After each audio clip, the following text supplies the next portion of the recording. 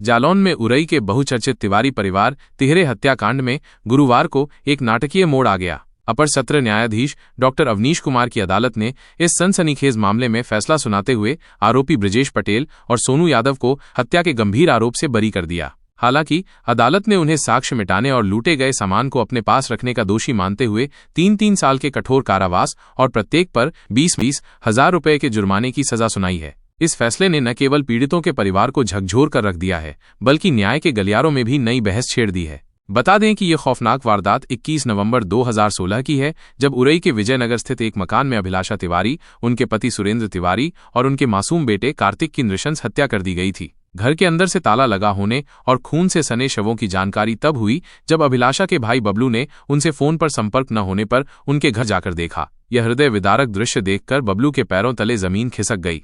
बबलू की शिकायत पर पुलिस ने तत्काल हत्या, लूट और साक्ष्य मिटाने की धाराओं में मुकदमा दर्ज किया। शुरुआती जांच में शक की सुई मृतकों के करीबी रिश्तेदारों की ओर घूमी, लेकिन बाद में जांच का रुख ब्रजेश पटेल और सोनू यादव की ओर मुड़ा और उन्हें ही मुख्य आरोपी मानते हुए अदालत में चार्जशीट दाखिल की गई।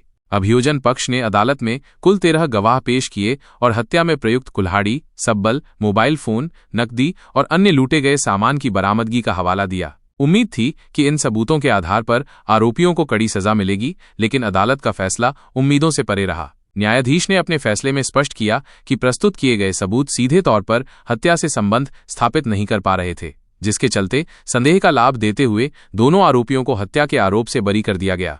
ये फैसला इस बात पर गहरा सवाल खड़ा करता है कि आखिर तिवारी परिवार का हत्यारा कौन है। यदि ब्रजेश और सोनू ने हत्या नहीं की, तो उन 3 बेकसूर जिंदगियों को बेरहमी से किसने छीना? साक्ष्य मिटाने और लूटे गए सामान को रखने की सजा निश्चित रूप से मिली है, लेकिन मुख्य अपराध हत्या का रहस्य आज भी अनसुलझा है। पीड़ित परिवार अब भी न्याय की आस लगाए बैठा है, जबकि यह मामला पुलिस जांच और न्यायिक प्रक्रिया पर कई अनुत्तरित प्रश्न छोड़ गया है। वीरेंद्र कुमार चतुर्वेदी। आज सर डकैती कोर्ट में सजा हुई है, क्या है पूरी जानकारी? कितने लोगों को सजा हुई है? इसमें 2 व्यक्तियों को, ब्रजेश पटेल और सोनू यादव को धारा 411 और 201 आईपीसी के तहत दोषित किया है।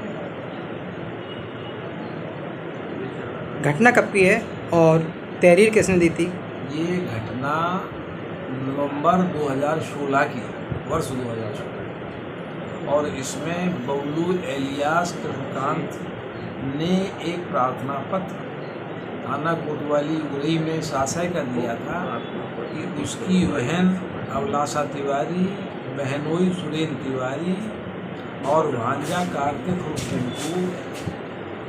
अपने विजयनगर उरई स्थित मकान में मृत पाए गए। किन्हीं लोगों ने उनकी हत्या कर दी और इस तहरीर में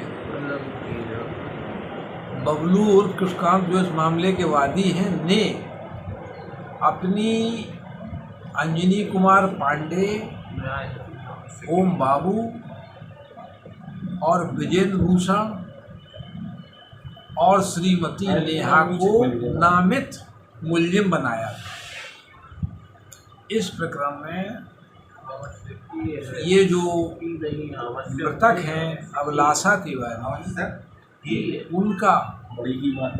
उनकी पुत्रवधू है नेहा, और ये अंजनी पुत्रवधू नेहा के पिता हैं, ब्रजेंद्र भूषण भाई हैं। इन लोगों के द्वारा मृतक अभिलाषा तिवारी के पुत्र की हत्या का आरोप था। इसी रंजिश में ये घटना हुई थी। किस चीज़ से घटना को कारित किया गया सर? इसमें दौरान मुकदमे पुलिस द्वारा जो वस्तुएं बरामद की गई हैं उसमें चाकू, सब्बल इत्यादि थे, और बाद में विवेचना के दौरान जो उस समय के विवेचक थे प्रभारी निरीक्षक संजय कुमार गुप्ता, इनके द्वारा इस प्रकरण में नामित अभियुक्तों को दौरान विवेचना निकाल दिया गया था झूठी संलिप्तता पाने के आधार पर, और ये प्रेजेंट एक्यूज ब्रजेश पटेल और सोनू यादव को विवेचना के दौरान प्रकाश में अभियुक्त बनाया गया।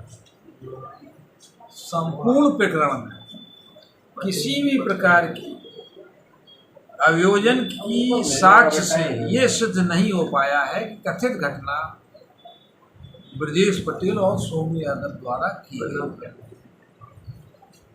विद्वान न्यायाधीश द्वारा डॉक्टर अवनीश कुमार जी विशेष जज डकैती ने साक्ष्य का समीचीन अवलोकन करते हुए ये पाया कि ये अभिलाषा तिवारी, उसका पति सुरेश तिवारी, उसका पुत्र कार्तिक उर्फ डिम्पू की हत्या का आरोप विचाराधीन अभियुक्त ब्रजेश पटेल और सोनू यादव के विरुद्ध नहीं पाया गया। उसमें ये वाजियत बरी की। कितने साल से ये आरोपी जेल में बंद थे? प्रकरण वर्ष न्यायालय में 2017 से विचाराधीन है और ये नवंबर माह वर्ष 2016 की घटना है।